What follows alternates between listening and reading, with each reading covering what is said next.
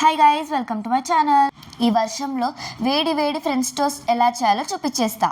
So French toast చేసుకోవడానికి మనకు కావాల్సిన ఇంగ్రీడియంట్స్ ఏంటో ఇప్పుడు తెలుసుకుందాం. ఫస్ట్ వచ్చేసి మీకు కావాల్సినన్ని బ్రెడ్స్, తర్వాత 2 eggs, 1/3 cup milk, 2 table spoons sugar, pinch cinnamon powder, vanilla essence మరియు లాస్ట్కి వచ్చేసి పించ్ సాల్ట్ అన్నమాట. ముందుగా మనకు ఒక వెడల్పుగా ఉన్న గిన్నె కావాలి.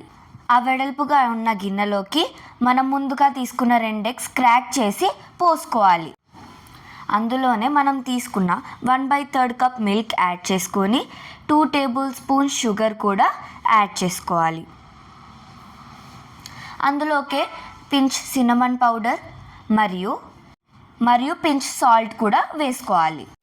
అదే మిక్స్చర్లో మనం తీసుకున్న వెనీలా ఎక్స్ట్రాక్ట్ కూడా యాడ్ చేసుకోవాలి.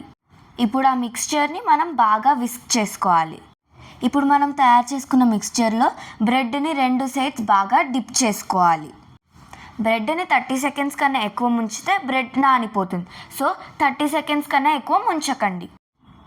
ఇప్పుడు పొయ్యి మీద పెనం పెట్టి దాని మీద బటర్ లేదా నెయ్యి రాసుకోండి.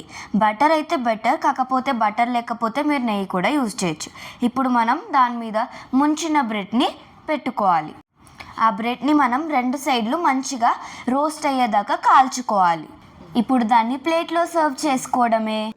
నేనైతే దాని మీద హనీ డ్రిజిల్ చేసుకుంటున్నాను. మీరైతే నార్మల్గా కూడా తినచ్చు. మీరు కూడా ట్రై చేసి కామెంట్లలో ఎలా ఉందో చెప్పేయండి.